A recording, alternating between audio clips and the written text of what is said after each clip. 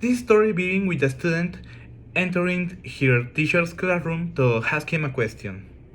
The characters are Mr. Thompson and Emily. Mr. Thompson. Good morning, Emily. How are you today? Emily. Good morning, Mr. Thompson. I'm doing well, thank you. Mr. Thompson. I am glad to hear that. So, I heard you were a bit confused about the difference between used to and be used to. Is that correct? Emily. Yes, I am not quite sure when to use each one. Mr. Thompson. That's completely understandable.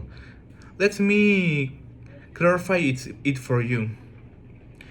Used to and be used to have different meaning and uses in English. Emily. How so? Mr. Thompson. Well, let's start with used to. This phrase is used to talk about past having or state that are no longer true. For example, it's used I used to play soccer when I was younger.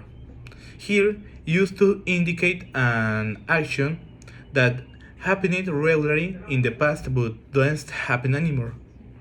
Emily. I see. So, what about be used to? Mr. Thompson. Be used to is a bit different. It refers to being familiar with something or having adapted to a particular situation. It implies a sense of habit or comfort with a present circumstance. For example, I am used to waking up early. Here, we used to indicate that waking up early is something familiar or comfortable the person. Emily. I think I understand now. So used to is about the past and be used to is about the present. Mr. Thompson. Exactly. You've got it. Used to refers to past habit will be used to describe a correct state of familiarity or adaptation. Emily. Thank you, Mr. Thompson. To make a look more sense now. Mr. Thompson. You're welcome, Emily.